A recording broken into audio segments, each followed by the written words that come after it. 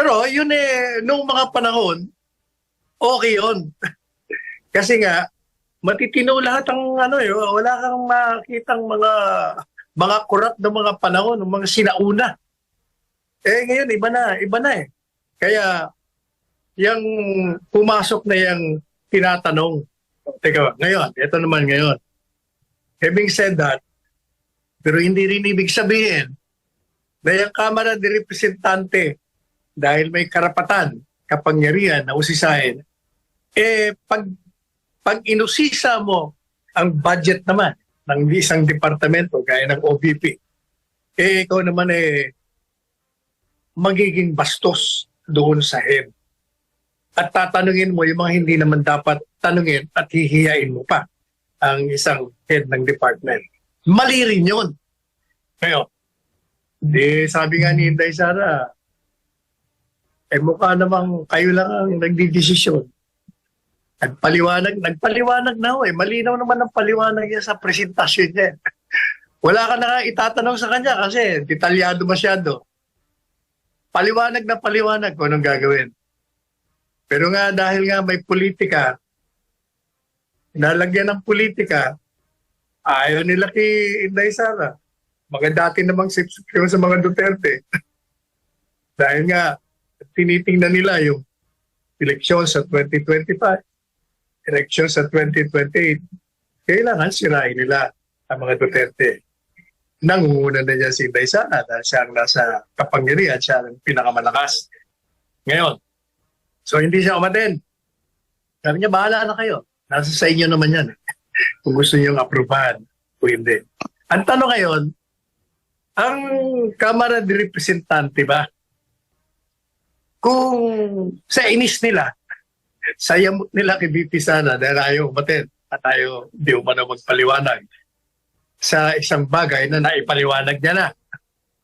Pag tinatanong siya, ayaw niya sa kanyang sagot. Sabi niya nga, ang problema sa inyo, sabihin, hindi ako sumasagot. Sumasagot naman ako. Ang ayaw niyo lang, yung naririnig niyo at ayaw niyo yung pamamaraan ng pagsagot ko. Hindi kayo sanay na sinasagot kayo rito. Ngayon, ang tanong nga, paano kung i-zero budget ang OVP? Pwede ba yan? Ang sagot ko dyan, dahil sila may kapangyarihan, may karapatan, pwede. Pero hindi pa tayo tapos yan. Pwede. Pero, tandaan nyo, ang Korte Suprema ay binigyan ng kapangyarihan ng saligang batas.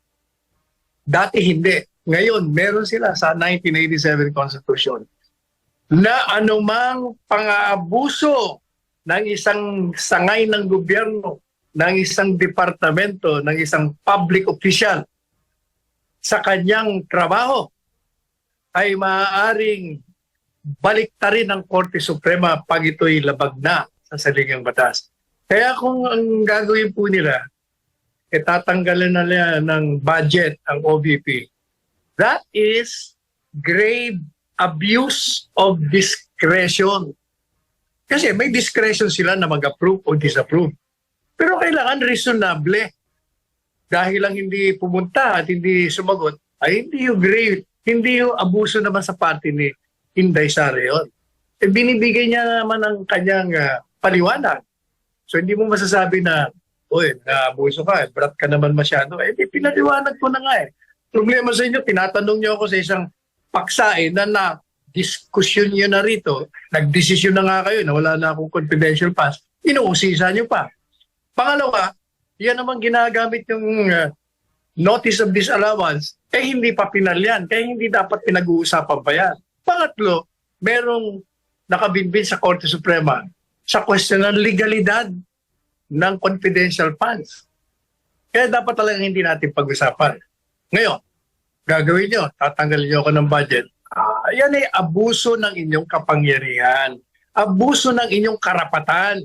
So that is a grave abuse of discretion amounting to excess or lack of jurisdiction. Kaya pwedeng pumunta si Inday Sara sa Korte Suprema para sirain yung kanilang desisyon kung mangyari man yan. Yan ang aking posisyon dyan. Tradition is good, but it cannot prevail over a constitutional directive. courtesy lang nga yan. But it doesn't mean also that you are functioning and obeying to the constitutional command to do your job, to scrutinize the budget, to abuse your authority. Hindi rin pa pwede yan. Kaya, Korte Suprema papasok yan. Yan ang aking posisyon. Attorney Sal, binanggit po ninyo yung katagang constitutional command. Pasok din po ba dyan yung issue ng disenfranchisement? Kasi kung pagsasama-samahin mo yung mga kongresista na miyembro ng APRO, eh hindi po yata sila hihigit yung boto na nakuha ng Inday Sara ni VP. 32 million po. The largest in Philippine history. MJ, hindi pinag-uusapan dyan yung boto. Ang pinag-uusapan dyan palagi, ano bang sinasabi ng saligang batas? When the Constitution says that it has the right to scrutinize the budget, it says so and it should follow yung Kongreso, regardless kung ano pang botong tinanggap ng sino man dyan. But, you have the authority, but you cannot abuse that authority. Kaya nga, noong 1987 Constitution, dati-dati hindi pwedeng pakialaman ng Supreme Court yan kasi that's a political question that only the sovereign people can decide. But binago yan, hindi. Ang Korte Suprema ngayon, pag ikaw ng abuso, lahat ng public official, lahat ng departamento, lahat ng ahensya, papasok kami dyan. Papakialamin namin yan sapagkat nilalabag mo ang saligang batas. Sapagkat nobody is above the Constitution. Hindi pinag-uusapan dyan yung number of votes. Tsaka maganda rin yung punto, Attorney Sal, ni Congressman Marcoleta nung tinanong siya ni Congressman Pabuano na magbabago raw sana yung boto ni Paduano, which is isang boto lang. Kung nandun present si VP Inday, sabi naman ni Marcoleta, have you seen the President personally defending his budget? Mga ganong usapan ba, Attorney Sal? Anong masasabi mo? Sa akin petty yung mga usapan na gano'n Alam mo, yung sinasabi yung congressman na yan, na magpapresent boto ko nandiyan, hindi niya naiintindihan ko na yung courtesy. Ang courtesy binibigay hindi sa tao. Kung hindi sa opisina, nandun ka, wala. Kung gusto mo magbigay ng courtesy sa Office of the President. Kasi ang pinag-uusapan, hindi naman si Inday Sara. Ang pinag-uusapan ay budget ng departamento, hindi si Inday Sara. So, regardless of whether she's there or not, if you want to give courtesy to the office, you will give it kahit na wala siya doon. Kaya mali yung mga, sa akin, pambatang mga diskusyon yun. Gano'ng kabigat, Attorney Sal, yung pag-name drop ni VP Inday kay Speaker Martin at kay Congressman Zaldico? Sabi kasi ni Congressman Ko, pambubudo lang daw yung statement ni VP Inday. Marami daw sila mga mababatas na member ng komite at mga senador din na kasama sa pagpasa ng budget. Sinabi niya rin na diversionary tactic ng yung mga revelasyon ng Vice Presidente. Anong masasabi mo doon, sir? Yan lahat ng mga salita na dyan, political lahat dyan.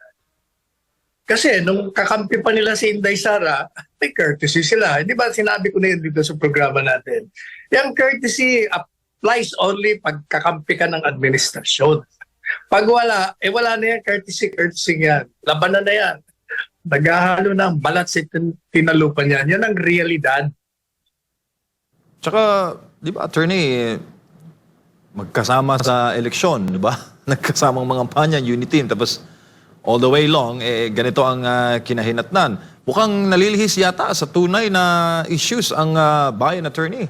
At napupunta lamang doon sa politika sa halip na tugunan yung mga pangunahing pangangailangan ng taong bayan by way of legislation. Number one, yung coalition na yan, politik. And talagang pag nagkaroon ng halalan, talaga ang mga puwersa, iba't ibang grupo, nag-a-alliance yan. Dahil may mga kalaban sila. Gusto nila magkampihan para sila manalo. O kaya, hindi talaga nagtatagal yan. O tingnan mo yung kasaysayan, di ba? Hindi nagtatagal yan. Ang mga miyembro ng partido, naglilipatan. Depende sa panahon. Pag nasa kapangyarihan, lipat dito. Pag wala na, lipat na naman doon. Wala yan. Kalokohan lang yung alliances na yan. Ngayon, hindi ba? Lahat ng mga partido ngayon, nagbumuo sila ng grupo-grupo nila. Ganon din yung mga nasa kaliwa. Pati yung LP. Kanya-kanya yan Ngayon, tanong mo ngayon, nawawala ang pagtugon sa pangangailangan ng bayan. Dati na yan. Kasi nga, merong politika. Hindi kagaya ng mga panahon, wala halos politika noon. Matitindi, matitino, magagaling, mga intelektual. Walang mga interes personal. At hindi naghahanap ng mga kayamanan. Kaya, iba. Iba yung panahon ngayon at iba ngayon. O, anong remedyo? Alam nyo? Ang remedyo talaga dyan, para mabago ang kalakaran, yung mga bumoboto, ang ibig ko sabihin, majority ng Pilipino, papag-aralin natin, i-educate natin.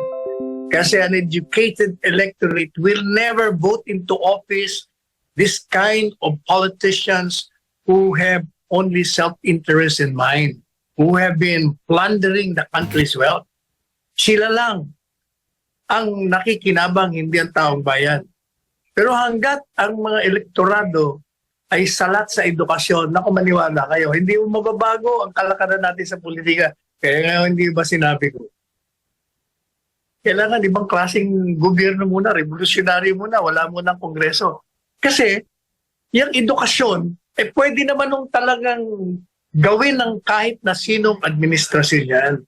Pero ang problema, kahit gusto ng isang presidente, gaya ni Presidente Duterte, na i-educate niya yung buong Pilipino, hindi rin, kasi nga mayroong kongreso. Gusto nila mananatili ang kawalan ng edukasyon ng mas marami sa taong bayan upang madaling manoko, mabola, matakot. Yan ang reason kaya kontra sila dyan. Kaya, palagi tayong ganito. The never unending cycle, kumbaga, Attorney Sal, not unless... Yes, vicious cycle. Sa ibang issue naman, kaugnay sa ginawang hearing sa Senado, sa issue po na kinakaharap ni dating Bamban Mayor Alice Go, ay kinasyon po ni Senate President Chis Escudero ang biglaang arrest warrant na inilabas ng lokal na korte sa Tarlac laban kay Ginang Go, nakapansin-pansing tila tinanggap niya ito. Ani Escudero, ito ay nakapagtataka dahil bakit raw hindi pa itinataas ng kanyang mga abogado ito at bakit hindi pa siya naglagak ng piyansa na para bang gusto ni Go attorney o kahit papaano ay isang-ayon siya na isampa ang naturang kaso laban sa kanya. Maaalala na ang Senado lamang ang may eksklusibong otoridad na ipadetermine si Go dahil ito lamang ang may utos na kapag napag-aresto sa kanya. Pero naglabas naman ang nasabing korte ng utos na kapag pag-aresto kay Go, sa araw na siya ay nakatakdang bumalik sa Pilipinas. Nagdulot ito ng kawalang katiyakan kung sino ba dapat ang may hawak o humawak kay Go. Ano po ang reaksyon niyo dito, Attorney Sal?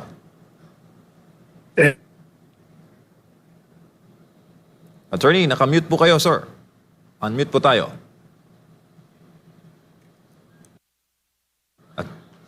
Nako, balikan natin mamaya si Attorney Sal Panelo, no? Habang inaayos natin ang ating technical difficulties sa pagbabalik po ng ating palatuntunan. Hello. Ayan, Attorney. Ayan. May tumawag kaya... May tumawag. May tumawag, Okay. kaya nawala tayo sa akin. Anyway, as I was saying, ano lang kami tanong mo na nasira tuloy yung takbo ng ano ko. Ano ulit yung tanong mo? Sino raw dapat ang may hawak kay Go? Kasi may Senate, tapos mayroong arrest warrant. Nawala yung audio, nawala. Attorney, sino raw dapat ang may hawak kay Alice Go? Yung Senado ba? Ako, ayusin lamang natin mga kababayan ang ating linya at magbabalik po ang ating palatuntunan. Problema nyo, itawag kay Panelo.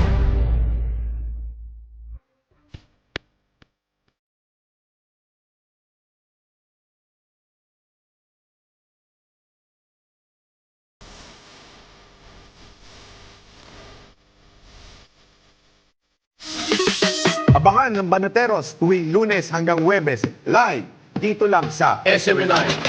Yan ang Banatero, walang inuurungan. Pag tama palakpakan, pag mali ay babanatan. Yan ang Banatero.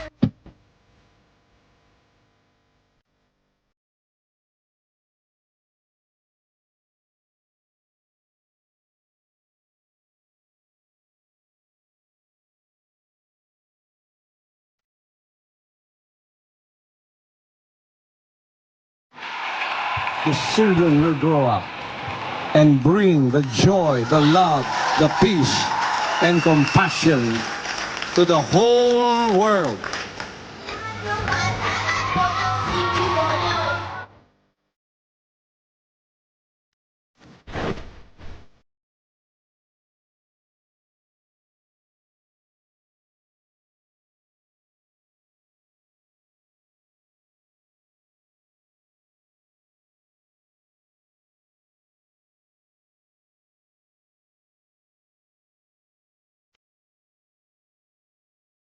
We only have one planet. We only have one Earth. And I hope that this new generation of children that we have reached out will become millions and billions and bring peace on Earth. Bring peace to humanity.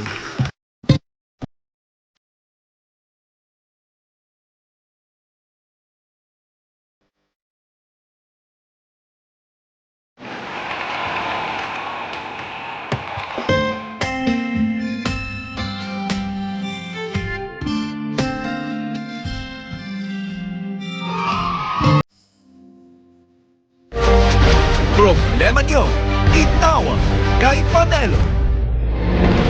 Balik tayo sa ating palatuntunan with Attorney Sal Panelo. Attorney, ang pending po na tanong, sino raw po ang dapat may kustodiya kay Alice Go? Ang Senado o ang Korte na nag-issue po sa kanya ng arrest warrant? Ano pong paglilinaw nyo dyan, sir?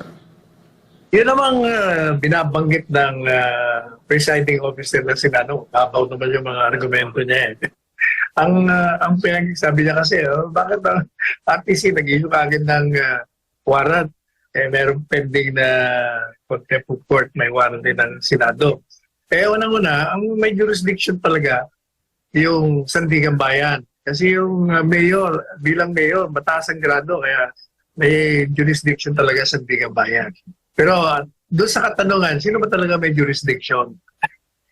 Alam nyo, pag meron ng kaso, pagdating doon sa kustodiya ng isang tao, syempre, ang jurisdiction doon, hukuman. Dito sa parte ni dating Mayor Alice Go, nagkaroon kasi muna ng warrant sa kanya dahil kinontempt siya eh. Hindi siya umaaten. So may pending warrant. Kung hindi siya dinimanda, dapat talaga punta siya ron. Kasi wala naman demanda, walang warrant of arrest. Dapat talaga dalhin siya sa Senado. Pero ang problema, nung dumating siya, nagkaroon ng warrant of arrest. Mga kapulungan, kaya nga nagkaroon ng mainitan na debate sa deliberasyon ng OVP budget sa 2025. Sa pagdinig, ipinunto po ni Congressman Rodante Marcoleta ng Sagip Party List sa House Committee on Appropriations kung dapat bang idaan sa buta sa karayom ang pagpasa sa budget. Tanong ni Marcoleta kay Stella Kimbo, ang Vice Chair ng APRO Committee, nagbago na ba ang tradisyon na agad ipasa ang budget ng OVP bilang kortesiya sa pangalawang pinakamataas na posisyon sa pamahalaan? Note that, Attorney, 32 million po ang boto ni VP Inday. Panoorin natin ang video na ito matapos nag-resume ang pagdinig after the suspension kahapon. The hearing is here very soon. Madam Chair, I objected to the motion and may I explain why? We will take that up after we respond to the Honorable Marcoleta. Thank you, Madam But yes, Chair. we note that you made an objection, but your mic was off.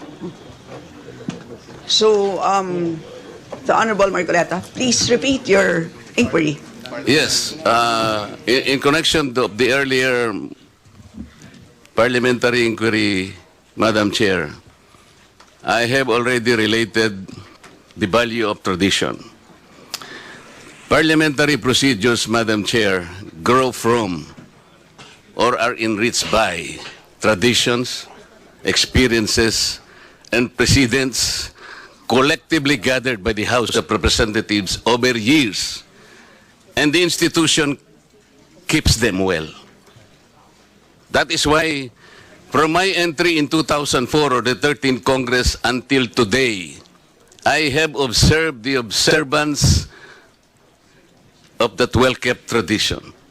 The two highest positions in government, namely the office of the President and the office of the Vice President, were duly accorded with respect and deference.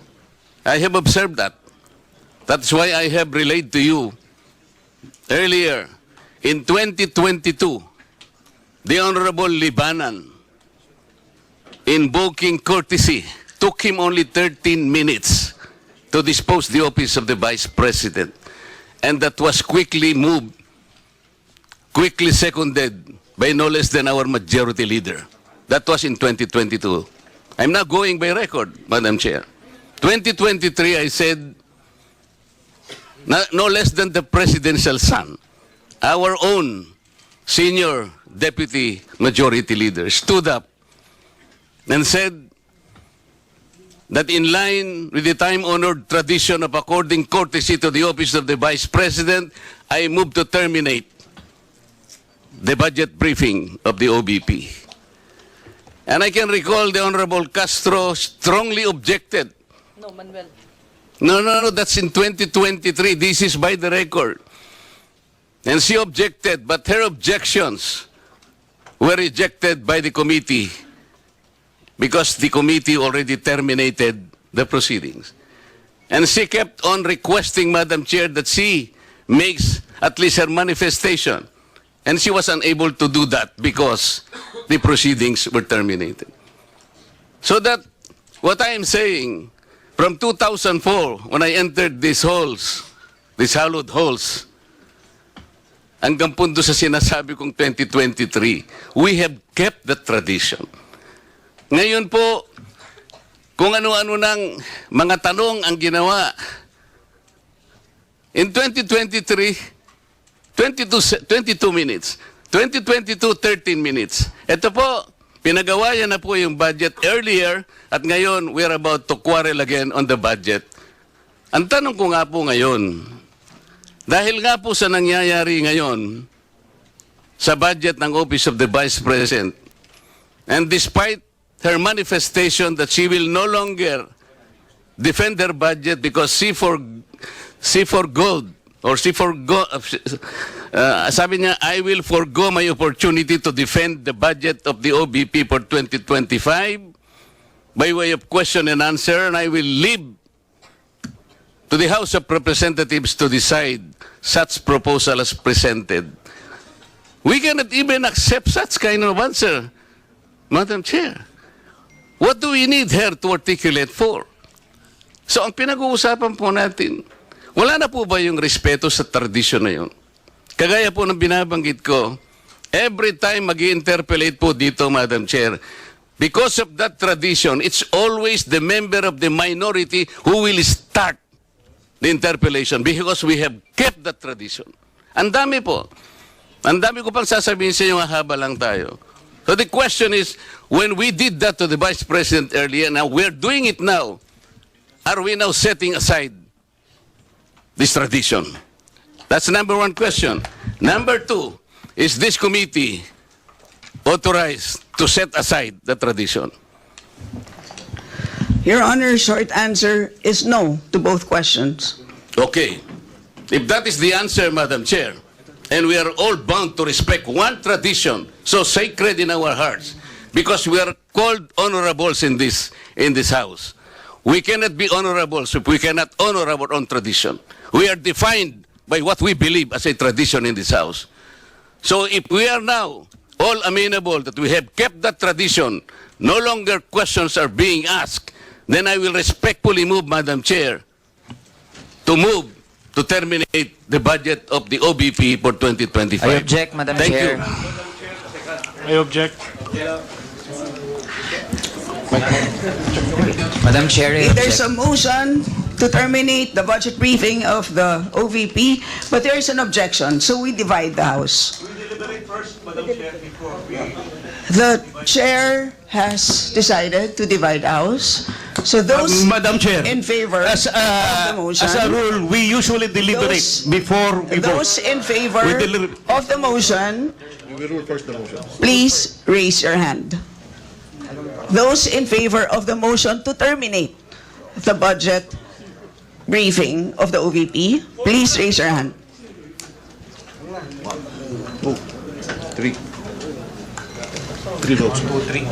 All those against. Those who are not in favor of terminating, raise your hand. 3 in favor, 45 against. Motion is The motion lost. is Lost. lost. Madam Chair, I thought we have kept the tradition. The tradition is no longer ask any question. That was the tradition.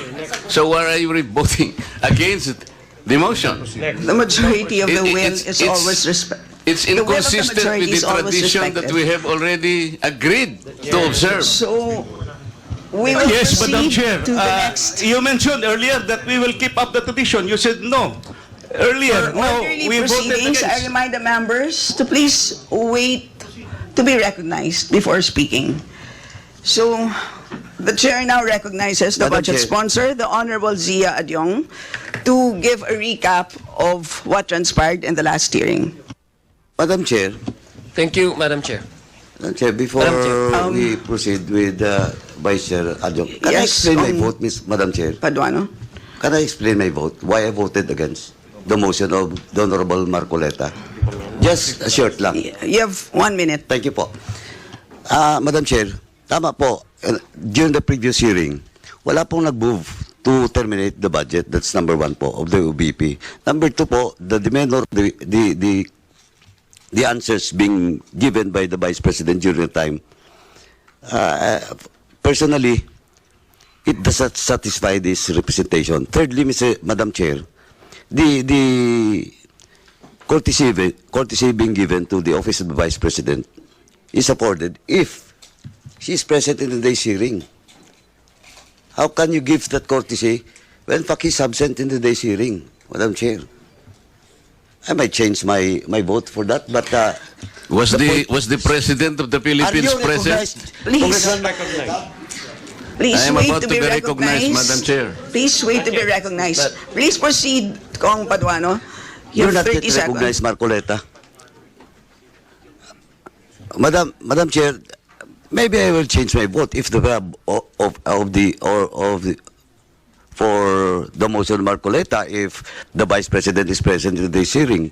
But he's absent. How can I personally vote for that? Because he's not present in today's hearing, Madam Chair, and that courtesy should be given to those head of office that should be present during the budget deliberation, Madam Chairman. Thank you.